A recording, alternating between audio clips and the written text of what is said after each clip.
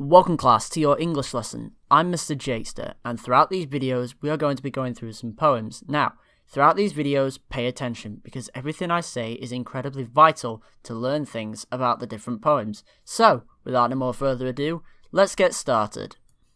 Now, before starting to write any answer to any exam question, you must always remember the three-step triangle process, which is, in my eyes, called Q, T, and A. And you're probably wondering what that actually is. So, I am now going to explain to you what QTA stands for as a three-step process. Okay, so step number one is quotations, although the examiners and the exam board like to call it textual detail. Now, these are certain things that the writer or the poetic voice is expressing about a certain category.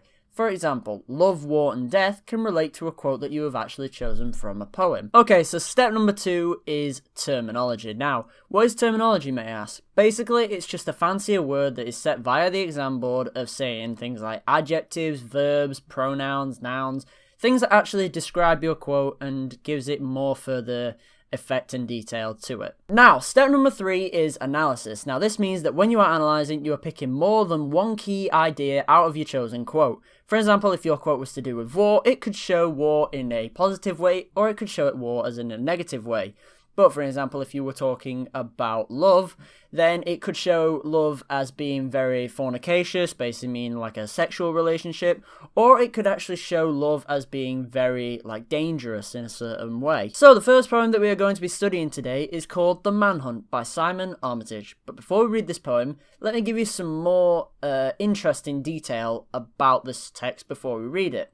So, the first off is that the context behind this poem is that a soldier has returned home from war, and it's being spoken from the perspective of his wife, and she is explaining all of her husband's wounds that occurred to him during war. However, Armitage himself never actually went to war, and you can actually add that as a part of your answer, because then it could boost your marks. Now, the next thing to pick out to actually make our answer an answer is quotations. And the only way we can do that is actually by reading the poem. So, without more further ado, let's get reading. After the first phase, after passionate nights and intimate days, only then would he let me trace the frozen river which ran through his face. Only then would he let me explore the blown hinge of his lower jaw, and handle and hold the damaged porcelain collarbone, and mine and attend the fractured rudder of shoulder blade, and finger and thumb the parachute silk of his punctured lung. Only then could I bind the struts, and climb the rungs of his broken ribs, and feel the hurt of his grazed heart. Skirting along, only then could I picture the scan, the fetus of metal beneath his chest, where the bullet had finally come to rest. Then I widened the search, traced the scarring back to its source, to a sweating unexploded mine, buried deep in his mind, around which every nerve in his body had tightened and closed. Then, and only then, did I come close. After the first phase. Now this shows that because we already know about the context about the soldier that I have told you about, we can actually link this to our actual exam answer. So, the term after the first phase shows the idea that the soldier is actually recovering from war, but specifically the noun phase out of this whole quotation suggests to us readers that the soldier is recovering from war, and also could suggest that the soldier has developed PTSD. Also, if you are not as brainy as me, also known as post-traumatic stress disorder, which is a mental health condition which is caused by witnessing or experiencing something terrifying in a person's life. After passionate nights and intimate days. This shows that they both, the soldier and the wife, have missed each other while the soldier was at war. And this also shows that the wife and the soldier are both having sex at this time in the poem.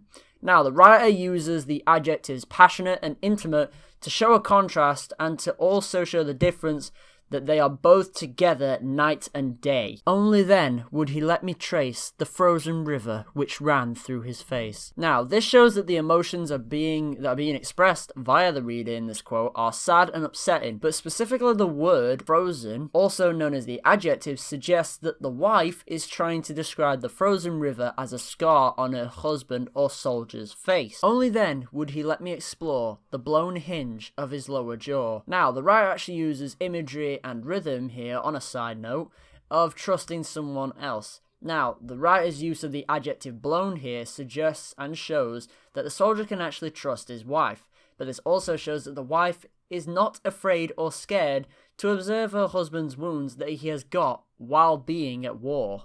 The damaged porcelain bone. Now, the writer actually uses the adjective porcelain here to suggest that something is fragile and cannot be fixed if broken, which shows that her husband's wounds are not repairable after he is returned home from war. So, also saying that he is scarred for life. Okay, so the next line says the fractured rudder of shoulder blade. Now, this could represent an idea of danger, or it could also show that the certain wound could be fatal to her husband's life. But this also shows that the pair of them are both scarred not just physically, but also emotionally. And the use of the word fractured here is meant to us readers to make us feel sorry for what the actual husband is going through, and also the wife of what she's having to go through emotionally. Okay, so the next quote says, "And finger and thumb the parachute silk of his punctured lungs." Now, this shows that the writer has used the idea of imagery here to strike emotions into readers' heads about how damaging and how horrifying the injury really is, and also the writer's use of an adjective punctured here suggests that it is very, very vital. This has actually become very serious for the wife, and she is very scared at the moment in time, because she can actually see the injury itself. Okay, so the next part of textual detail that the writer actually suggests is, "and feel the hurt of his grazed heart." Now, this shows that both the wife and the husband are scarred for life, but this could also contrast to saying that the wife and the husband, they are scarred for life, but not just emotionally, but actually physically as well. Okay then, class, so what we're actually going to do is we're going to miss out the next two lines. So what we're actually going to do is we're going to move on to lines 19 and 20 of this poem now. Because we are missing out the next two lines, there is literally no point in trying to infer from them. One, because they're too short, and two, they are literally just pointless in my eyes. So yeah, let's move on to lines 19 and 20. "The fetus of metal beneath his chest." Now, the writer has actually used imagery again to show a picture of how bad the soldier's injuries are. But also, the writer's use of the noun metal here was shown that the metal was actually meant to protect him. But this also contrasts to the idea of the metal being the bullets that the soldier was firing at the enemy, and the soldier is now being haunted via the bullets, where the bullet had finally come to rest. Now, this shows that the bullet will be there forever. It also shows the idea of an investigation, which actually you can say relates to the title of Manhunt.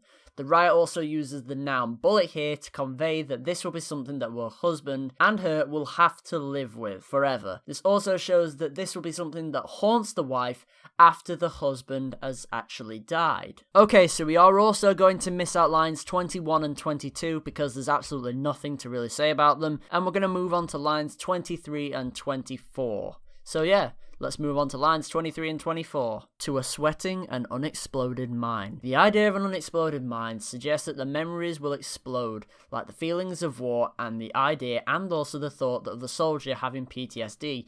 Now, the writer is using imagery here to portray more of an idea into the minds of us readers to make us feel sorry about the whole idea that the soldier has gained himself PTSD, and also that he has had to go through all of these injuries throughout this war. Okay, so the final line of this poem says, "Every nerve in his body tightened and closed. Then, and only then, did I come close."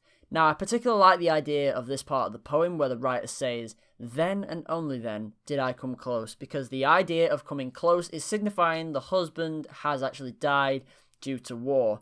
Now, Simon Armitage uses emotive language here to emphasize her husband's death and to also show that the writer wants us readers to feel sorry for her because she has lost her husband due to war and all of the bad things that have actually happened to him to occur to this point. And that is it for the poem Manhunt by Simon Armitage, edited in full detail. Hopefully I have given you enough help to make you succeed in knowing more things in detail about this poem when it comes to either your exam questions and answers, or it even comes to small assessments. And also, if you found this helpful, then please say so in the comments below. And if you didn't, please say so. I know some of you don't care about this and don't care about English and education, and some people do. But here is a quote from me to take into account. The best things in life come to those who learn it and revise it, not gifted it. Class dismissed.